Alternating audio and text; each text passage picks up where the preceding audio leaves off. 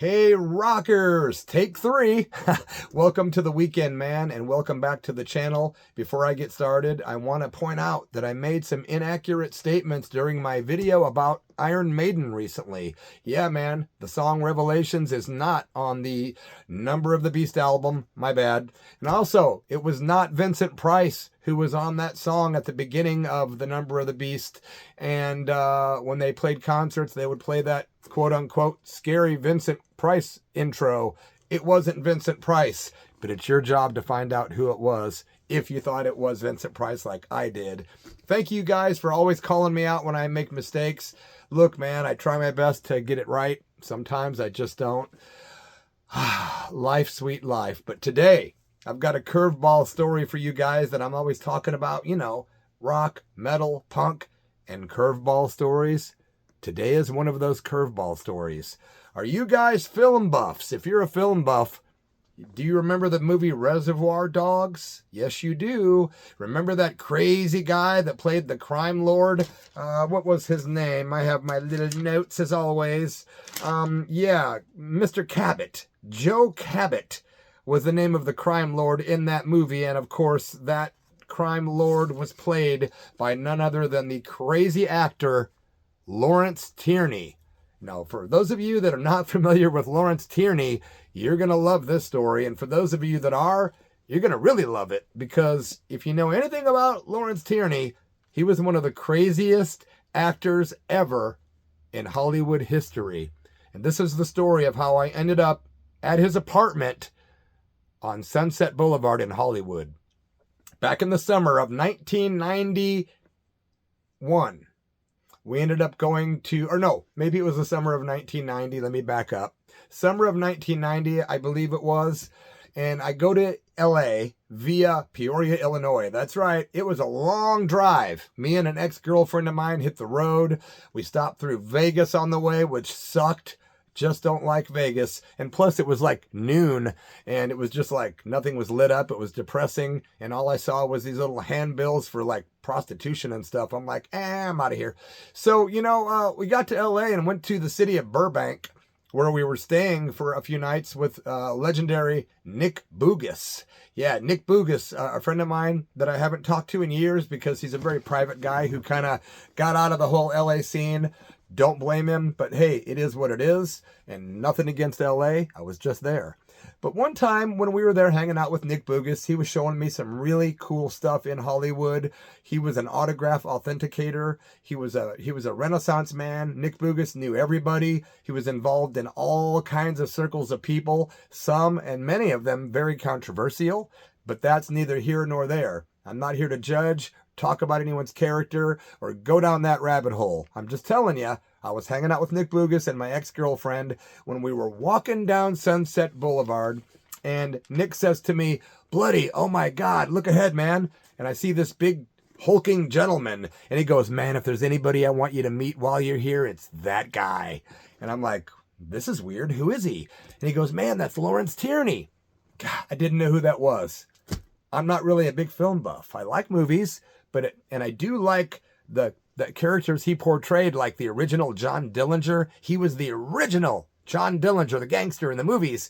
And I had seen him as a kid at the drive-in, and that was one of my very favorite movies as a kid. I did not know that that was Lawrence Tierney that I was getting ready to meet. So we walk up to Lawrence Tierney. He's got this hat on. It looks like a regular gentleman's hat with like a little feather on the side, you know, nothing fancy. He's got like a short sleeve shirt on and some slacks. And he's just a big, mean-looking guy. And, you know, Nick Bougas seemed to know so many people in Hollywood. I just remember him walking up going, "Hey, Larry, how's it going?" Not, "Hey, Lawrence Tierney," or "Hey, Mr. Tierney," but "Hey, Larry." And Larry was real receptive. So I don't know if he already knew Nick or if this was Nick's first time meeting Lawrence Tierney, but I was decked out in my tiger leopard skin, like, not spandex, but they were like some kind of stretchy material, sort of like that. I had biker boots on, you know, black eyeliner, long blonde hair. I'm decked out in head to toe. I probably looked like half the people on the Sunset Strip. But anyway, Lawrence Tierney kind of looked at me, didn't really faze him. He was a Hollywood actor, so he didn't, you know, wasn't easily fazed. But we started chatting with him, and I was still trying to figure out who in the hell Lawrence Tierney was. when the guy invited us up to his apartment, and he was very gruff, and he put off kind of a heavy vibe, and I was a little apprehensive. I'm not one of those people that's easily fearful when it comes to other people. I'm definitely not a tough guy or a fighter, but people have said I have balls as big as King Kong. But something told me, watch out for this dude. There's something weird about him. So we go up to his apartment, man, and we get inside, and I notice that not only is he kind of gruff and unfriendly, but there's a couple street kids sitting on the floor of his apartment like he had taken mercy on these street homeless kids or something. It was a boy and a girl, or a guy and a girl. I think they were like teenagers, but they were kind of camped out on his floor like he had taken pity to them and given them a space. They ended up leaving when we were up there with him. Probably some unspoken rule. Hey, when I have company, hit the road, man. But these two took off kind of weird, quickly. It was kind of a strange scenario. We didn't know what was going on. But when I started looking around as Nick was talking to Lawrence, I noticed some very peculiar things in Lawrence Tierney's apartment. But first, let's back up. Let's back up and give you some history about this guy. And this is going to make everything make so much more sense, guys. This is my story. Lawrence Tierney, summer 1990. Okay, Reservoir Dogs had not been yet filmed, but they are actually, you know what? Back up. Reservoir Dogs had been filmed not long after this, I believe. Just, you got to hear this stuff, man. American film and television actor who was known for his many screen portrayals of mobsters and tough guys. Of course, his career lasted 50 years. His roles always mirrored his own frequent run-ins with the law. I'm telling you, Lawrence Tierney was batshit crazy. In 2005, a film critic described Lawrence Tierney as not so much of an actor, but as a frightening force of nature. We're just getting started, guys. The guy started out as a catalog model for Sears, Roebuck and Company. He was spotted by an RKO film talent scout, and he was given a film contract back in 1943. He was living in New York City, which is where he was from. He ended up relocating out to California, the film capital. He was cast in a whole lot of uncredited roles, a big stack of films. And then his big breakthrough film came in His breakthrough role starring as 1930s bank robber John Dillinger in 1945's Dillinger film. That was the one that kind of catapulted him to fame, and that's the movie my dad used to take me to the drive-in to see, or at least once that I remember as a kid, and it was awesome, and I remember it being very violent, though. The film was originally banned from all theaters in Chicago and other cities where, of course, John Dillinger had operated. But as the film ticket sales went up and up and up, and as the movie company started making a lot of money, of course, they went ahead and promoted Mr. Lawrence Tierney to a star. Top star status, man. This guy played gangsters, psychopaths, hoodlums, con men, a homicidal hitchhiker, and on and on and on. He was intense. He was scary. He was big. He was mean. He was a Hulk of a man. Trust me. None of this is any kind of exaggeration, my friends. He did say one time, ironically, that he did not like to play violent roles. Cuckoo for Cocoa Puffs. In the 1950s and 60s, Lawrence Tierney had many guest television roles. One time he lost a job due to assaulting a bartender who refused to serve him any more hard liquor. In the 1970s, he found occasional work in Andy Warhol's Bad movie. He was in the movie Arthur with Dudley Moore and Bo Derek. He was in the movie Blood Rage. Let's keep going, right? In the 1980s, Lawrence Tierney guest starred in shows like Star Trek Deep Space Nine, Star Trek The Next Generation, The Simpsons, Hill Street Blues, LA Law, and on and on and on, right? And then in 1991, after I had visited his apartment, Quentin Tarantino cast him as a supporting role of crime lord Joe Cabot in Reservoir Dogs. This off-screen antics of this guy, the off-screen antics of this guy were just legendary. Basically, when he was doing that movie, he amused and disturbed the cast and the crew to the point to where at the end of the very first week of filming of Reservoir Dogs, Tarantino got into a shoving match Quentin Tarantino and Lawrence Tierney shoving each other around. Tierney gets fired on the set. The entire crew burst out into applause. Tarantino later referred to Lawrence Tierney as a complete lunatic who just needed to be sedated. They were later able to smooth things over, however, I think thanks to actor Harvey Keitel, and they were able to finish shooting the film. Later, Lawrence Tierney did apologize, and Tarantino did accept, but he declined to ever drink with him again, and he vowed to never work with Lawrence Tierney ever again. However, a stroke happened. He went through a stroke, poor guy. Lawrence Tierney had a stroke. His career kind of slowed down in 1995. He started doing more, like voiceover work and occasional work. He had basically... he had an agent, and the agent said one time, all the way up until he was like 75 years old, I was still bailing him out of jail. At age 80, Lawrence Tierney finally retired. But this guy, let me tell you some of his crazy history, man. His numerous arrests for being drunk and disorderly, jailed for assault on people. He used to brutalize police officers, ripping a public telephone phone from a wall in a bar. He attempted to choke a taxi driver once. He was always busted for fighting in bars. He broke a New York City college student's jaw one time. Once in Chicago, they found him all disheveled in a church randomly and put him in a mental hospital. He was questioned by a lady because a lady fell out a window in a high-rise apartment that he was in, and they couldn't get enough evidence to prove that she didn't fall out the window, so he walked away out of that one. But that's pretty intense, man. He was busted for theft, and in July of 1991, he shot at his nephew. This is after I had been in his apartment, man. I'm sorry, before. So this is why I think my story did happen in 91, because here's why. When I got to his apartment, there were bullet holes all over the walls. There were like a dozen bullet holes in the walls, and the walls were adorned with posters like John Dillinger and Al Capone, big gangster posters everywhere that looked like they were from the 40s, all torn up and tattered and ripped up, and there was bullet holes everywhere, man. So I'm changing my story. This was the summer of 1991. It's stuff like this that makes me remember. But yep, that's what it was, man. It was the summer of 91, and it was either late July or it was early August. I just don't have the actual dates, man. But when we got up to his apartment and saw those bullet holes, I was kind of frightened, because I was like, this guy's capable of who knows what. But he shot at his own nephew in a drunken rage at his Hollywood apartment. Again, this is July 91. So I had to have been there in late 91 or early August of 91, okay? Late July 91 or early August 91. He also threatened and bullied writers on The Simpsons TV show and got in a lot of trouble. He got sexual harassment charges on that show. Then he went on the Seinfeld show.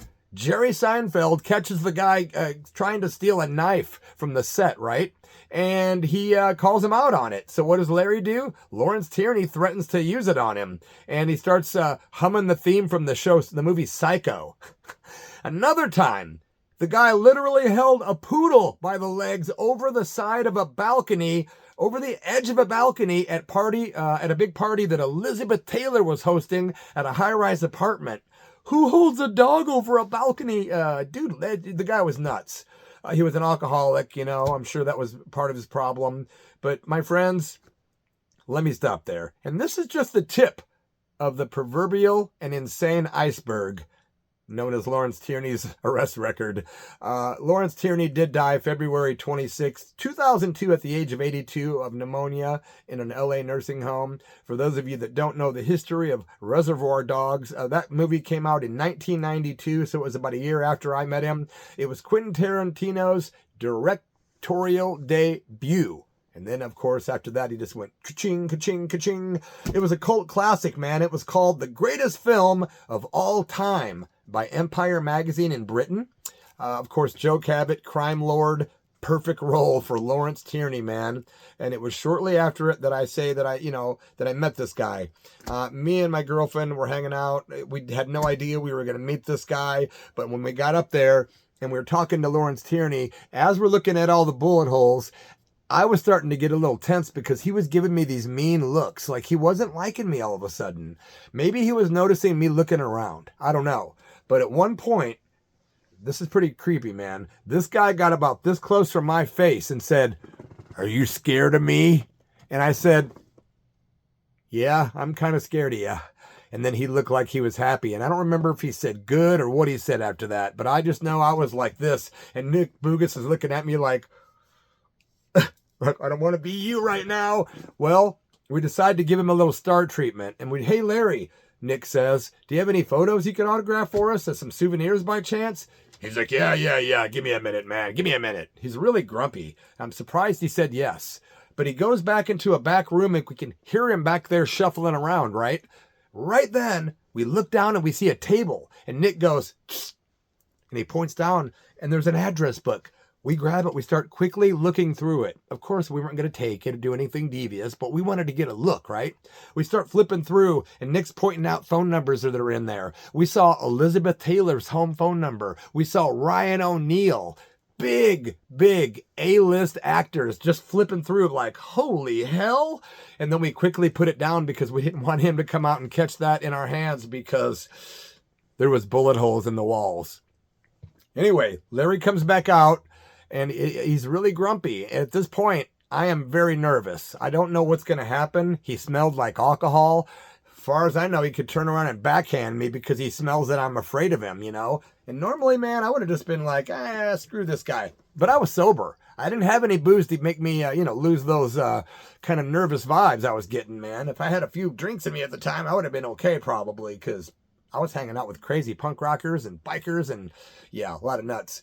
But, Lawrence gets a picture of himself, right? And he autographs it, and he says, "What's your name?" And Nick goes, he's a musician from Illinois. His name's Bloody Mess. And he looks at me and goes, "Tch." And then he writes on the paper, on the picture, right, this 8x10 photo, and it says, "To Bloody Mess. I hope you're not the bloody mess that I have often been, Lawrence Tierney." And I didn't know what that meant, but it didn't help my nervousness. But he gave me the photo. I was grateful. The guy was cool enough to get a photo with me, outside on the Sunset Strip.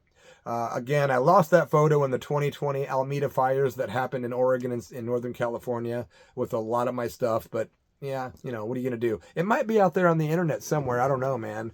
But when we walked down the stairs to leave, Larry got gruffier and gruffier. Like this guy was just born to be bad, man. He was not a nice guy. He was...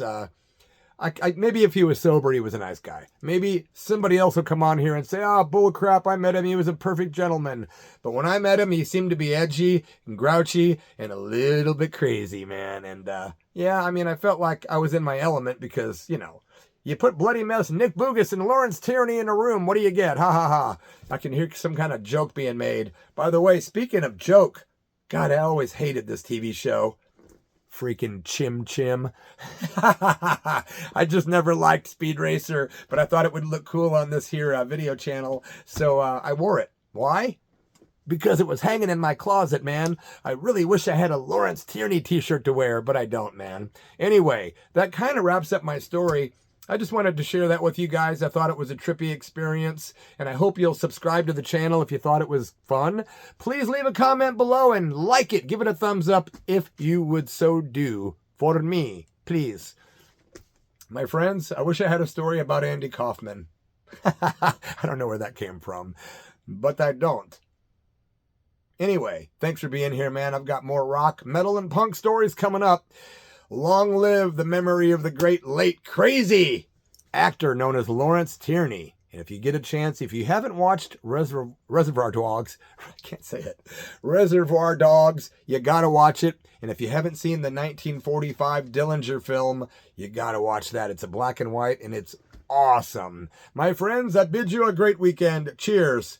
And yeah, try not to watch Speed Racer unless you like that damn Chim Chim and really badly overdubbed and horribly drawn cartoons from probably, I don't know what country. But anyway, later, man.